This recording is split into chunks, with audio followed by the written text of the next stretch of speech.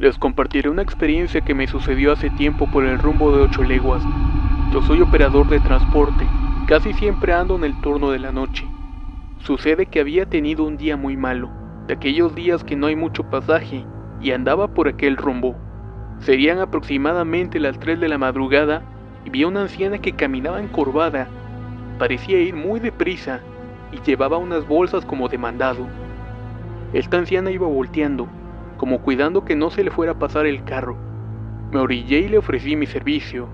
Grande fue mi sorpresa, que al acercarse a la puerta de mi auto, sentí un escalofrío muy feo. Me fijé bien en la señora, y esta tenía una cara muy arrugada, y lo peor del caso es que no tenía ojos. Me quedé sin palabras ante semejante experiencia. Ella me dijo en un tono muy agresivo, de que qué andaba yo haciendo ahí, que me fuera o que me iba a morir. Después de esto me dijo en un tono más suave y a manera de lamento, que a ella le habían subido a uno de esos y que ya nunca la bajaron. Habrían pasado unos 5 segundos, pero a mí me parecieron como 2 horas. No podía reaccionar, quería salir de ahí a toda velocidad, pero no encontraba la velocidad. Cuando finalmente pude hacerlo, salí de ahí encarrerado. Cabe mencionar que en esos momentos se sintió un silencio sepulcral, y cuando salí de ahí a toda prisa, empezaron a cantar los gallos. He escuchado que eso pasa cuando va pasando algún espectro. Fue una experiencia muy aterradora, que espero nunca me vuelva a pasar.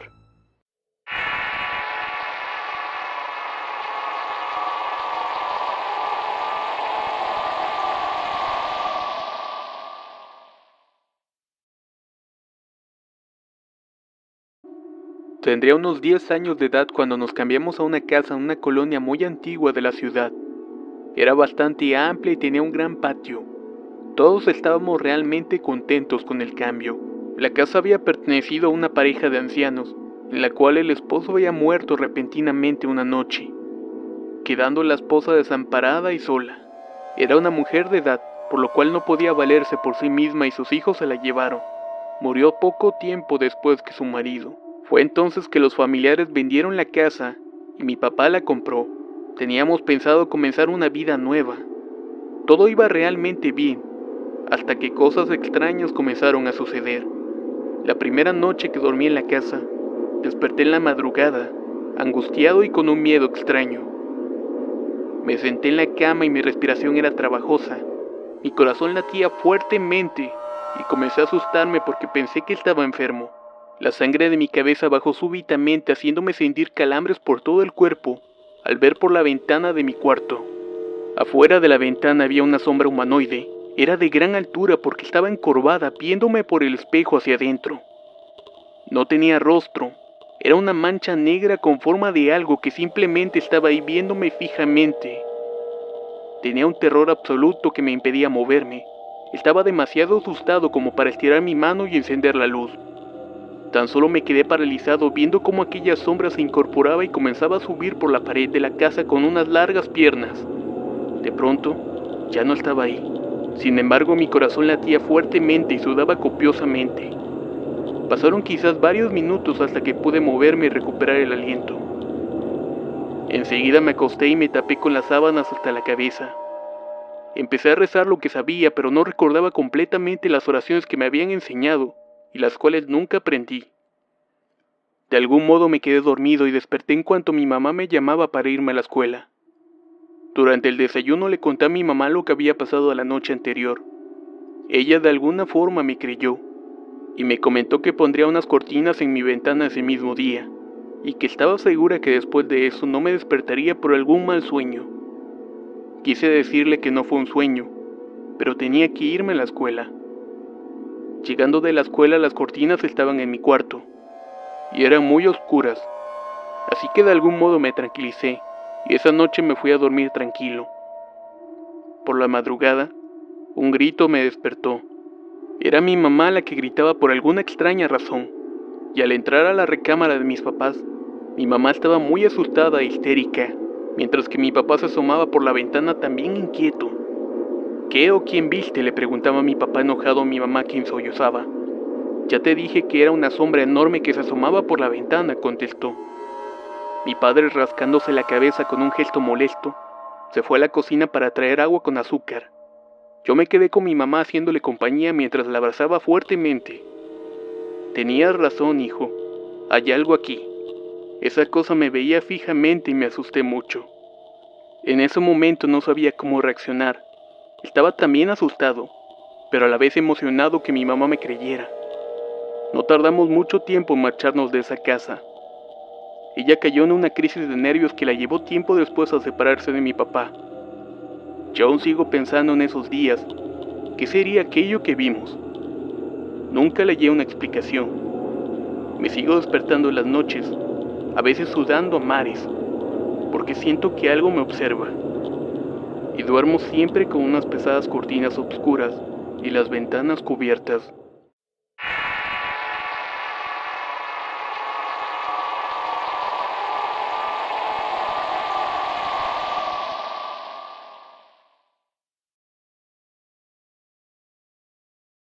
Relato enviado por Víctor Caín.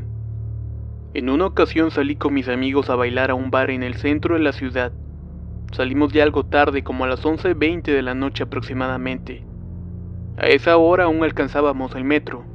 Nuestro destino era Santa Fe, en la delegación Álvaro Obregón. Al tardar demasiado el metro nos pidieron que nos bajáramos en la estación Chabacano, por lo que empezamos a caminar porque no traíamos dinero.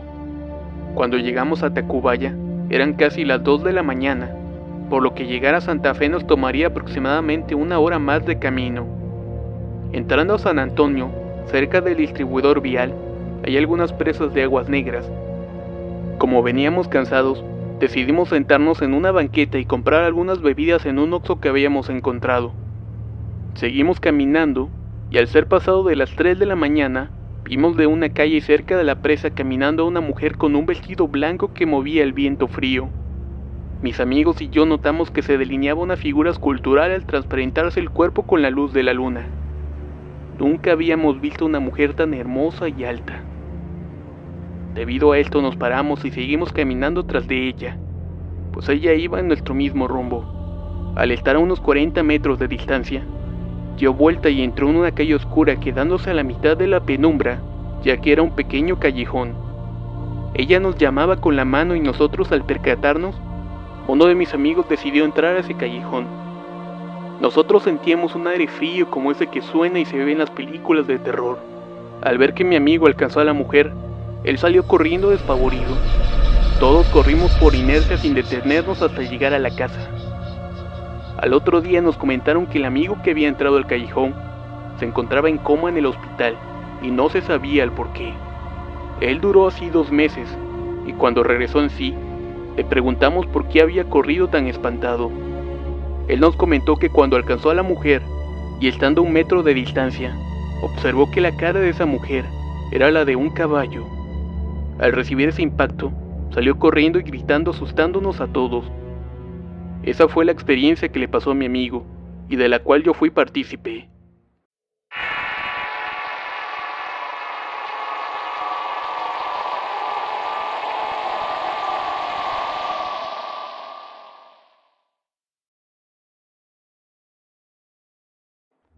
Fue en el año de 1990 cuando mis tíos rentaban una casa en Monterrey, en la colonia Granja Sanitaria, hoy conocida como la colonia Valle Santa Lucía.